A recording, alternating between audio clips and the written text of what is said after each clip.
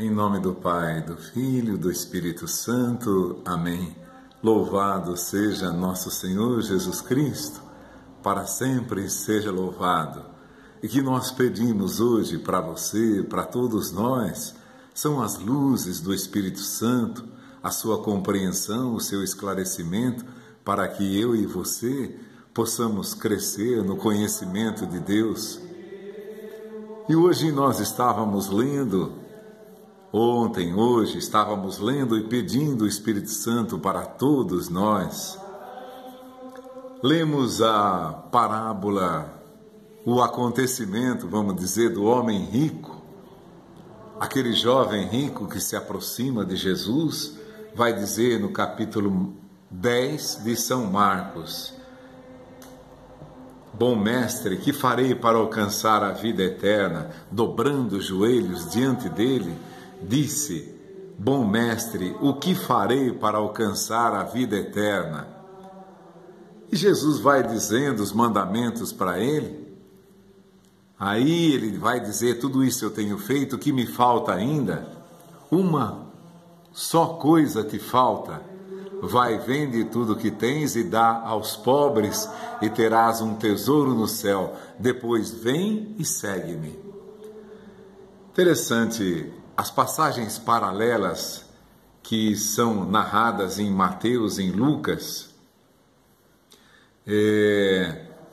supõem que o jovem conhecesse os mandamentos. Aqui, em alguns lugares, ele diz: conheces os mandamentos. Jesus falava da vida eterna. Vamos imaginar esse jovem conhecendo todos os mandamentos. Ele ainda veio perguntar para Jesus o que ele faria para ganhar a vida eterna. Jesus disse-lhes: por que me chamas bom? Só Deus é bom. Conheces os mandamentos: não mates, não cometas adultério, não furtes, não digas falso testemunho, não cometas fraudes, honra teu pai e tua mãe. E ele lhes respondeu: mestre, tudo isso tenho observado desde a minha juventude. Jesus fixou nele o olhar, amou e disse-lhe: uma só coisa te falta. Vai, vende tudo o que tens e dás aos pobres, e terás um tesouro no céu. Depois vem e segue-me. Ele entristeceu-se com essas palavras, foi-se todo abatido, porque possuía muitos bens. Uma coisa misteriosa nesse jovem rico é que, nessa passagem, pelo menos de Marcos, ele conhecia os mandamentos. E ele vai perguntar para Jesus o que ele devia fazer para alcançar a vida eterna. E chama Jesus: bom mestre, que farei para alcançar a vida eterna? Bom mestre, que farei para alcançar a vida eterna? Sabe quando você encontra com alguém e diz: nossa, como você está bem, você está jovem, né? Os anos não passaram para você. Às vezes a pessoa só diz isso para que você retribua: não, você também está bem, você está jovem ainda, nem parece que você tem a idade que você tem. Eu acredito que o jovem aqui fez a mesma coisa. Bom mestre, o que devo fazer para alcançar a vida eterna? Jesus lhe disse todos os mandamentos ali, e ele disse: tudo isso eu tenho feito. Acredito que ele queria receber de Jesus os parabéns, ou muito bem, não é isso mesmo, então você está com a vida eterna, pode ir embora sossegado, né? Mas a pergunta desse jovem tem algo misterioso. Ele perguntou para Jesus para provocá-lo, queria saber se Jesus tinha alguma saída para ele, queria arrotar a sua perfeição, entre aspas, nos ouvidos de Jesus. Tudo isso eu tenho feito, olha só, tudo isso. Acho que esperavam os parabéns de Jesus. Muito bem, meu filho, você é um exemplo no meio do teu povo, da tua comunidade. Que bonito que você tem feito, você é um exemplo para todos. Aí a situação muda. Aquele jovem todo vaidoso das suas virtudes, entre aspas, dos seus mandamentos cumpridos na presença de Deus. Aqui supõe-se que ele conhecia os mandamentos, porque Jesus disse a ele: conheces os mandamentos? A partir do versículo 19, capítulo 10 de Marcos. Não cometas adultério, não mates, não furtes, não digas falso testemunho, não cometas fraudes, honra teu pai e tua mãe. O jovem esperava uns parabéns solene, glamuroso. Aí ele vai mais adiante. O que me falta ainda, mestre, tudo isso eu tenho observado desde a minha mocidade. Então, Jesus vai dizer a ele: uma só coisa te falta, vai, vende tudo o que tens e dá aos pobres, e terás um tesouro no céu.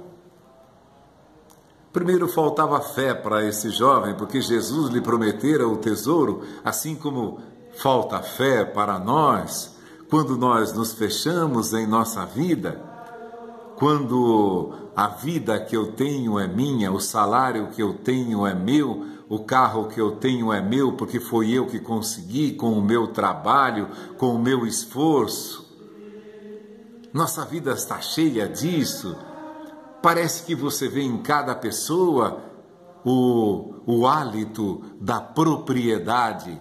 Isso é meu, isso é minha casa, esse é meu carro, esse é meu qualquer coisa, sítio, fazenda, isso é meu, eu consegui com o meu trabalho, com o meu esforço. O hálito da pressuposição de que tudo é dele. É assim, e o jovem rico estava agarrado a essa riqueza. Nem sei se ele cumpria todos aqueles mandamentos, mas estava desafiando a Jesus. Por que cumprir os mandamentos se você não acredita na recompensa? É como um homem que trabalhasse durante todo o mês, acreditando que jamais iria receber o salário. Imagina você entrar numa empresa, numa firma, e trabalhar o mês todo. Aí chegar no fim do mês, o seu patrão disser: não tem salário. Você para imediatamente de trabalhar.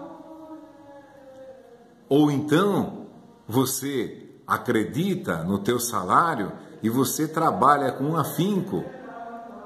O dono da tua empresa fala para você: você vai ter participação nos lucros dessa empresa. Então você se desdobra, você chama clientes, você se entrega ao serviço, você veste a camisa daquela empresa. Então, isso motiva você.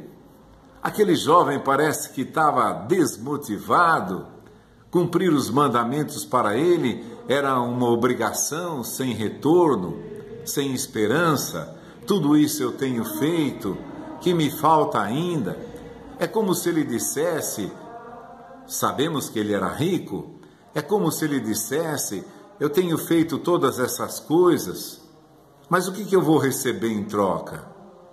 Já era rico e queria, quem sabe, receber uma promessa: não, você vai ficar mais rico ainda se você fizer as coisas. E acontece-lhe o contrário.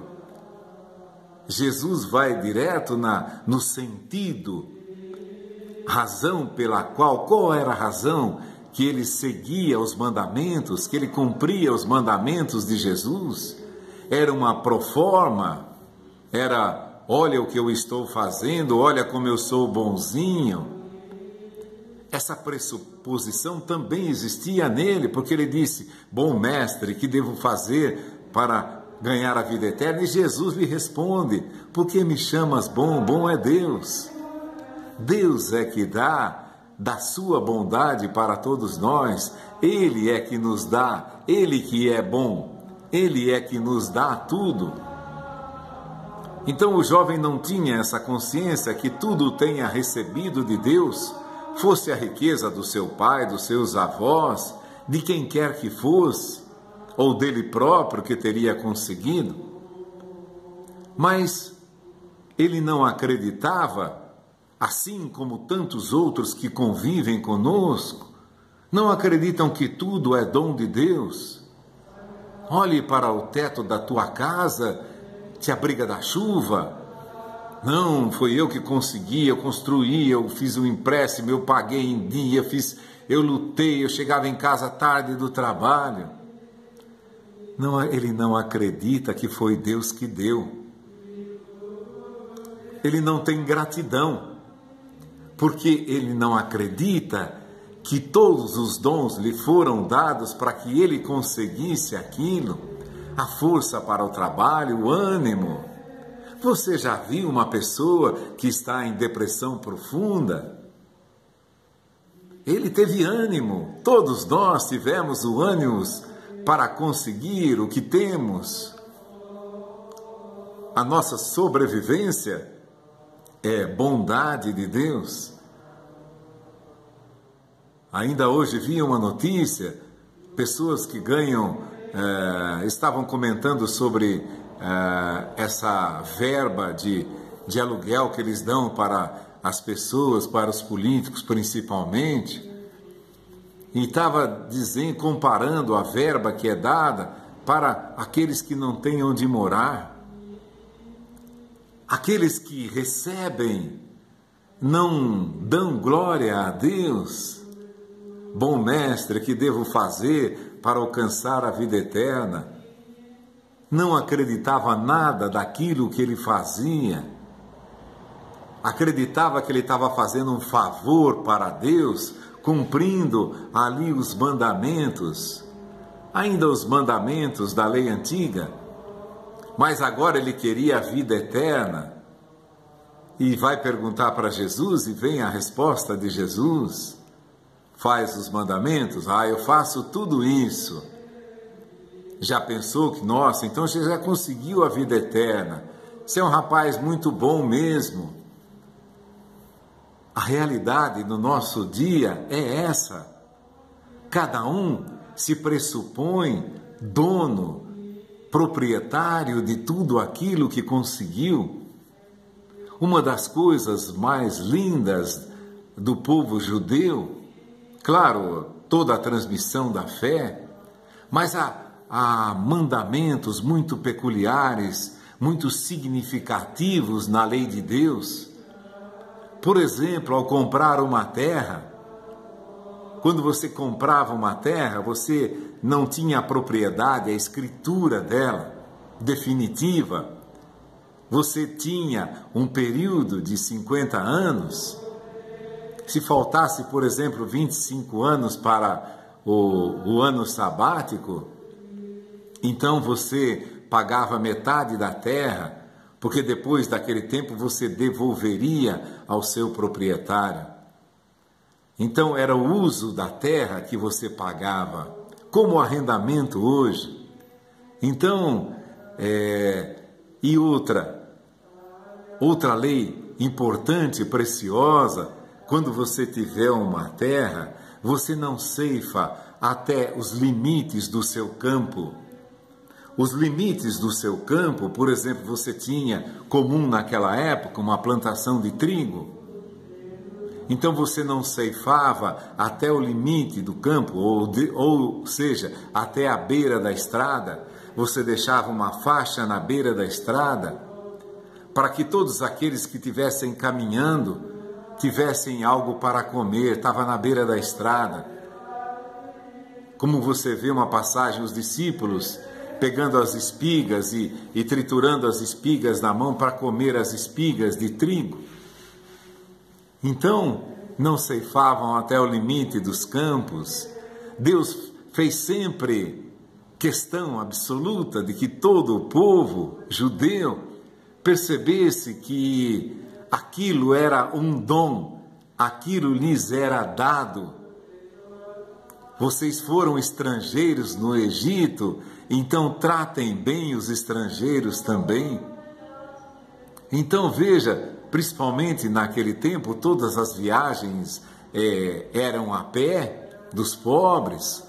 Então todos os campos de trigo ou de qualquer outra cultura que tivesse, tinha à vontade na beira da estrada, aqueles que estavam viajando, peregrinando também para Jerusalém, quando subiam a Jerusalém para as festas dos tabernáculos, a festa da Páscoa. Eles subiam a Jerusalém, então tinham, ou na época da colheita, tinham alimento durante todo o trajeto da viagem. Veja a sacralidade do dom que Deus nos dá, a sacralidade de tudo que nós recebemos. Então, hoje, claro, você se confunde porque os lobos vorazes estão aí querendo tirar teu dízimo, tua terça parte, que querem tirar tudo de você. O prazer deles é depenar. Mas como diria Jesus, no princípio não foi assim. Ninguém se preocupava em depenar ninguém, pelo contrário, aqueles que tinham se colocavam voluntariamente à disposição, como esse caso dos campos que não se ceifavam até a beira da estrada, não tinha cerca, acredito, naquele tempo, como não tem ainda em algumas pequeninas cidades. Eu me lembro que alguma vez nós fomos aqui perto de algumas cidades aqui e entramos lá numa cidadezinha pequena, tinha um monte de pomares de laranja e não tinha cerca. Você entrava ali, pegava umas laranjas, mas na civilização não é assim, né? Se você deixa uma coisa sem cerca, eles vão lá, roubam tudo. O povo foi perdendo essa simplicidade, e aqueles que querem cada vez mais. Não basta terem o que comer, ter um teto para se abrigar, uma roupa para vestir. Estão investindo sempre cada vez mais. E esse jovem rico, é isso, ele não entendia nada, ele não sabia nada do que ele estava fazendo. Aqueles mandamentos devem terem sido para ele, se é que realmente ele os cumpria, um peso inútil. Eu com tanto dinheiro fico fazendo essas coisas, agora eu vou lá e cobro de Jesus o que eu ganhei de cumprir todos esses mandamentos.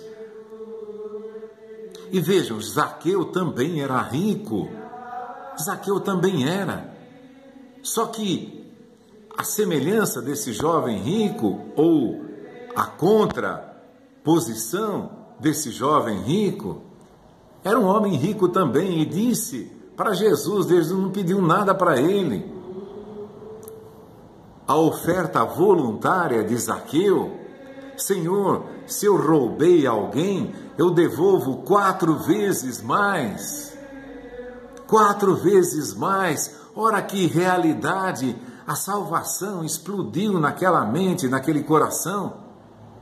Eu dou 4 vezes mais. Ele sabia que tinha roubado de algumas pessoas ou de muitas pessoas. Dou a metade dos meus bens aos pobres. Ou seja, se ele não se lembrasse de alguém que ele não tinha devolvido, ele ia dar metade da fortuna dele para os pobres. E devolver 4 vezes mais aquele ele tinha defraudado ou roubado. Devolvo 4 vezes mais. Não teve esse papo de eu estou cumprindo, não estou cumprindo, o que eu vou ganhar, o que eu não vou ganhar. Apenas se abriu. Senhor, eu devolvo 4 vezes mais, dou a metade dos meus bens aos pobres. Aqui Jesus falou para esse jovem orgulhoso, que não tinha mínimo conhecimento, consciência, de que tudo aquilo que ele tinha era dom de Deus, é dom de Deus. Quantas pessoas hoje não reconhecem o dom de Deus? gastam fortunas imensas. Não digo tanto aqui no meio da civilização do nosso país, que é tão abençoado e tão farto de alimentos. Assim, poucos aqui são aqueles que não conseguem comer. Tantas vezes a gente vê marmitex aí quase cheio. Pessoas pegam sem apetite nenhum, porque bebem, porque não querem comer. Mas alimentos nós temos em abundância. Mas digo, principalmente aquelas regiões mais pobres do nosso país ou de outros países que vivem na miséria. Nós acompanhamos, por exemplo, aí o caso da Venezuela. Uma mãe deu graças a Deus que seu filho tinha morrido, porque ela não tinha alimento para dar para ele. O desespero de uma mãe não tendo alimento para dar para aquela criança, preferiu que ela morresse. Olha onde chega o egoísmo do mundo, o egoísmo daquele ditador, daquele genocida sanguinário. E então, hoje, o Espírito Santo convida a mim e a você para que compreendamos, que percebamos o que nós temos é dom de Deus. E aquilo que ele pediu ao jovem, vende tudo o que tens e dá aos pobres, ele não venderia nada do que era dele, porque nada é propriedade nossa. Foi esse o grande ensinamento para o povo judeu. Vocês não têm propriedade definitiva, mesmo a terra de Canaã eu darei para vocês em posse, não em propriedade. Vocês vão habitar aquela terra, mas tratem bem os estrangeiros, porque vocês também foram estrangeiros lá no Egito e sofreram uma barbaridade. A gente vê na narrativa da escravidão do Egito, como eles oprimiam o povo. Quanto mais oprimiam, imaginam escravos e crescendo muito mais do que todos os egípcios. Então impuseram-lhe trabalhos forçados, amassar barro com palha, depois ir buscar a palha nos campos e mais um trabalho se lhes aumentou, porque viam que o povo crescia. Não bastasse isso, mandou matar todos os filhos homens primogênitos que nascessem, todo filho homem que nascesse seria morto. Porque um povo abençoado é assim, um povo que trabalha, mas um povo que Deus abençoa para crescer, não para ser dono das coisas, mas para viver, para sobreviver, para viver dando graças a Deus por tudo o que tem. A gente vê com dó fortunas imensas gastas em coisas que não são necessárias, pessoas que não querem partilhar, como esse jovem rico. Talvez você e eu façamos todos os mandamentos, não matei, não roubei, não enganei ninguém, não cometi adultério, mas tudo o que eu tenho é meu. É a mesma coisa, tudo o que eu tenho é meu. Aí Jesus vai dizer, se você quer entrar na vida eterna, vende tudo o que tem. Se você está provocando Jesus, a resposta é essa. Mas Zaqueu não provocou ninguém. Senhor, eu dou a metade dos meus bens aos pobres. Se roubei alguém, dou 4 vezes mais. Você não precisa se despojar de tudo o que você tem, mas que seja um agir sóbrio em todo o dinheiro que você ganha, com sobriedade. É isso que Jesus pede para cada um de nós. É claro, se você roubou, devolve 4 vezes mais. Olha o grande desafio. se você matou, se você cometeu adultério, se disse falso testemunho, se honrou o teu pai e a tua mãe. Agora te falta a consciência de que tudo aquilo que você recebeu é dom de Deus. Você trabalhou, muita gente trabalha, tem mãos para sobreviver. Pessoas que trabalham em serviços pesados, da manhã até à tarde, chegam em casa sem condição nenhuma, fisicamente derrotados durante o dia. Trabalhos pesados, trabalhos forçados, que exigem muita força. A pessoa chega destruída em casa.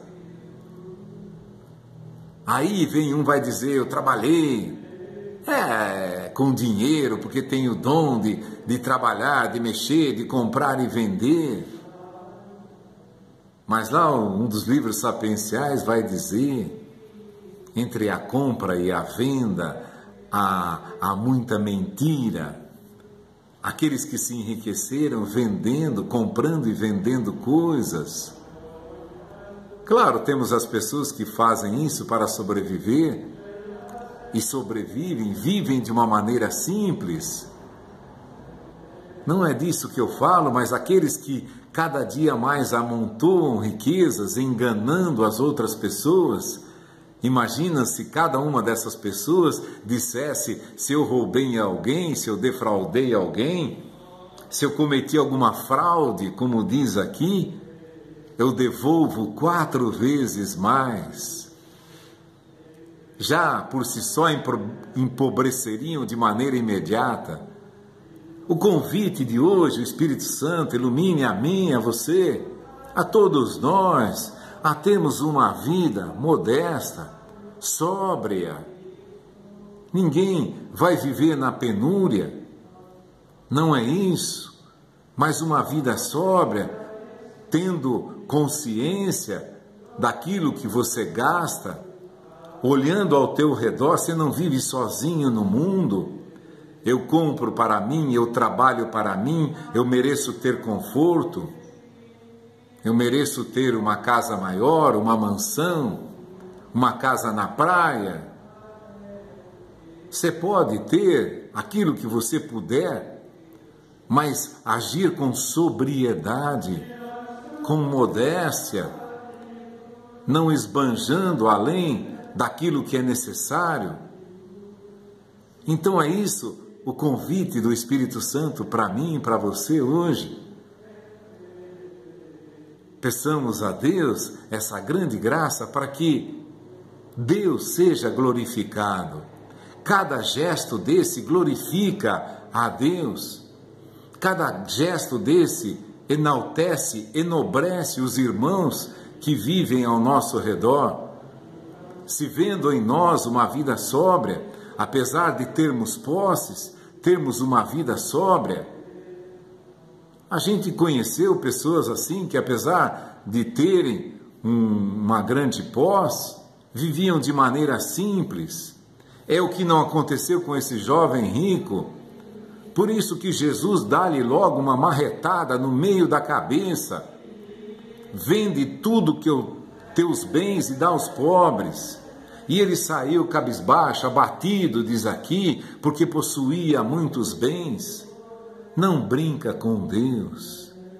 Nesse jovem rico, ele deu a marretada. E acredito que esse jovem rico, depois vendo lá os apóstolos, vendo a igreja se difundir, vendo os milagres que aconteciam, vendo a alegria dos apóstolos que tinham renunciado a tudo que tinham para seguir a Jesus, deve ter ficado pensando até o final das suas vidas, porque ele não fez aquele gesto, porque ele não se dispôs daquilo que ele julgava ser só dele. Que Deus, na sua infinita misericórdia, se compadeça de cada um de nós e nos ilumine, em nome do Pai, do Filho e do Espírito Santo. Amém.